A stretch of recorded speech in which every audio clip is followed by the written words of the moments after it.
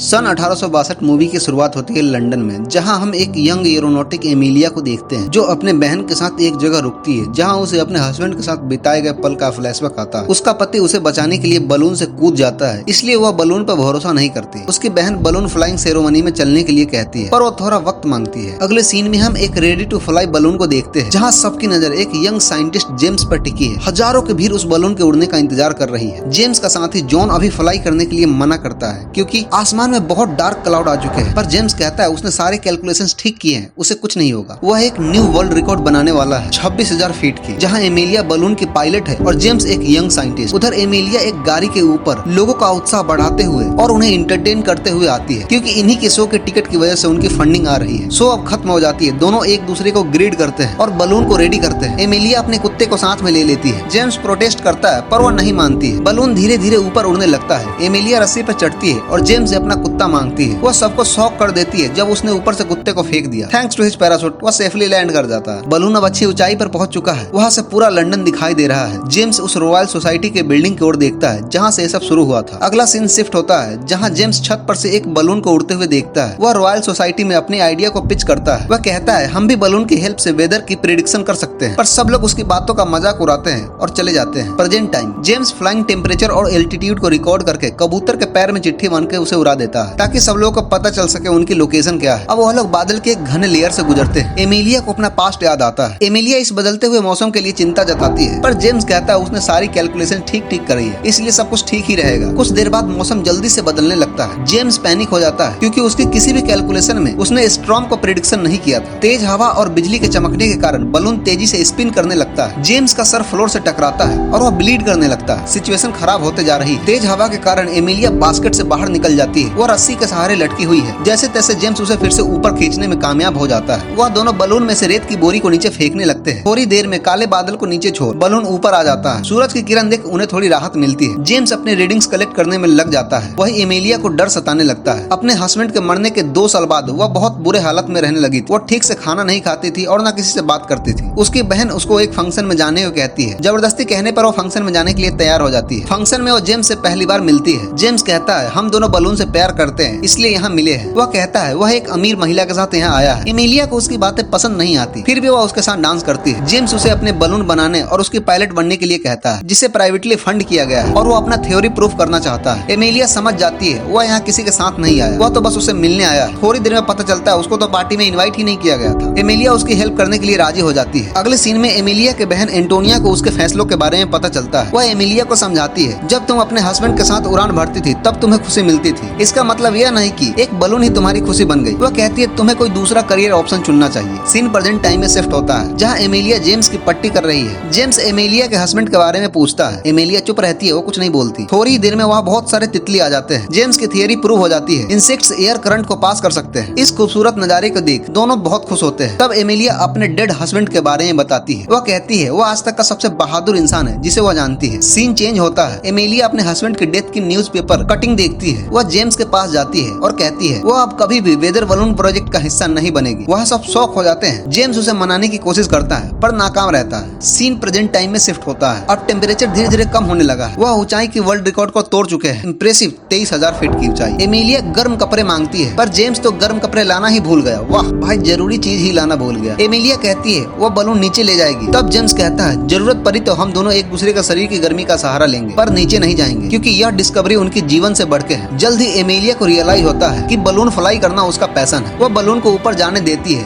पर एक शर्त पर, वह जल्द ही बलून को डिसेंड कर देंगे। सीन शिफ्ट होता है पास्ट में जहाँ जॉन एमिलिया से मिलने आता है। जॉन एमिलिया को एक किताब देता है जिसमें स्नोफ्लेक्स फॉर्मेशन कैसे होता है जिसे जेम्स ने लिखा था। लगता है जॉन एमिलिया को कन्विंस कर ही लेगा। वह ये भी बताता है कि जेम्स ने प्रेडिक्ट किया है आज रात को स्नोफॉल होगा जबकि पूरा आसमान साफ है। जॉन के जाने के बाद एमिलिया अपने हस्बैंड के कब्र पर जाती है। सडनली स्नोफॉल स्टार्ट हो जाता है जैसा कि जेम्स ने प्रेडिक्ट किया था। एमिलिया को जल्द ही रियलाइज होता है जेम्स की प्रेडिक्शन बिल्कुल सही है। तब वह जेम्स के प्रोजेक्ट में शामिल होने का फैसला लेती है। सीन प्रेजेंट टाइम में शिफ्ट होता है। बलून अब पूरी तरह बर्फ से जम जाती है। वह अभी 26,500 फीट की ऊंचाई पर पहुंच चुके हैं। जेम्स कबूतर से अपने रीडिंग्स को भेजना चाहता है पर ठंड के कारण वह भी जम जाता है। अब कोई भी नहीं जानता कि उनकी लोकेशन क्या है। सडनली जेम्स अपने इक्विपमेंट्स को नीचे फेंक देता है ताकि वह और ऊपर जा सके। एमिलिया उसे रोकती है। हाई एल्टीट्यूड के कारण जेम्स को हाइपोक्सिया फील होती है। उसकी नाक से खून आने लगती है पर जेम्स अभी भी ऊपर जाना चाहता है। तब एमिलिया बताती है वह पहले भी सेम सिचुएशन में रह चुकी है जब वो अपने हस्बैंड के साथ फ्लाई कर रही थी। उस वक्त फर्क बस इतना था, उस वक्त एमिलिया को ऊपर जाने का जुनून सवार था, पर उसका फैसला उसी पे उल्टा पड़ गया। वह चाहे जितनी भी सामान बलून के बाहर फेंक दे, बलून को नीचे नहीं भेजा जा सकता। जब उसके पास कोई रास्ता न बचा, तब एमिलिया के हस्बैंड एमिलिया को बचाने के लिए बलून से कूद गया। एमिलिया की स्टोरी सुनने के बाद जेम्स को एहसास होता है और वो बलून को नीचे ले जाने के लिए तैयार हो जाता है। पर जब एमिलिया गैस रिलीज करने के लिए रस्सी खींचती है, तब पता चलता है गैस रिलीज वेल्व बर्फ में जम गई है। जेम्स हाई एल्टीट्यूड के कारण बेहोश हो जाता है। एमिलिया को अब गैस वेल्व को अपने हाथों से खोलना होगा। वो रस्सी से ऊपर चढ़ती है और गैस वेल्व को खोल देती है। बलून धीरे धीरे नीचे आने लगता है, पर हाई एल्टीट्यूड और ठंड के कारण एमिलिया बेहोश हो जाती है। वह ऊपर से नीचे गिरने लगती है, पर रस्सी से बंधे होने के कारण वह बलून से नीचे लटक जाती है। नीचे सब लोग उनकी न्यूज का वेट कर रहे हैं। बादल का घना होने के कारण आसमान में कुछ नहीं दिख रहा। एमिलिया को होश आता है और वह खुद को बलून से लटका हुआ पाती है। जैसे तैसे वह बलून में आती है। वह जेम्स को उठाती है। ऐसा लगता है जेम्स मर चुका है, पर थोड़ी ही देर में अचानक से उसको होश आता है। उसे बहुत राहत मिलती है। जेम्स अपना रिसर्च जारी रखता है। वह पहली बार डिस्कवर करता है कि एटमॉस्फेयर में डिफरेंट लेयर्स होते हैं। यार नीचे आओ जल्दी। बलून धीरे धीरे नीचे जा रहा है। अचानक बलून कोलैप्स होने लगता है। वह बलून से सब कुछ नीचे फेंकने लगते हैं। समय बहुत कम बचा है। अब जेम्स को बचाने के लिए एमिलिया अपने हस्बैंड की तरह नीचे कूदने का फैसला लेती है, पर जेम्स कहता है अगर वो मरेंगे तो साथ में और जिएंगे तो साथ में। जेम्स बलून के बास्केट को कट कर देता है और वह बलून को एज ए पैराशूट यूज करता है। यह तरीका काम कर जाता है। वह एक पेड़ पर जाके क्रैश हो जाते हैं। एमिलिया थोड़ी दूर जाके गिरती है। थोड़ी देर में उन दोनों को होश आता है। वह जेम्स को आवाज लगाती है। थोड़ी ही दूर पर जेम्स उसे रिप्लाई देता है। अब जाके दोनों की जान में जान आई। अगले दिन पेपर में न्यूज आती है, एमिलिया और जेम्स ने इंसानी उड़ान की नई रिकॉर्ड बनाई है। 37,000 फीट की, मतलब लगभग 11.3 किलोमीटर। जेम्स ने अपनी थ्योरी को प्रूव कर दिया कि एटमॉस्फेयर में डिफरेंट लेयर होते हैं। At the same time James royal society में अपनी दूसरी स्पीच देता है और इस बार सब लोग उसको सम्मान देते हैं। अब मूवी का एंड होता है जहाँ जेम्स और एमिलिया एक और फ्लाइट पे निकल जाते हैं।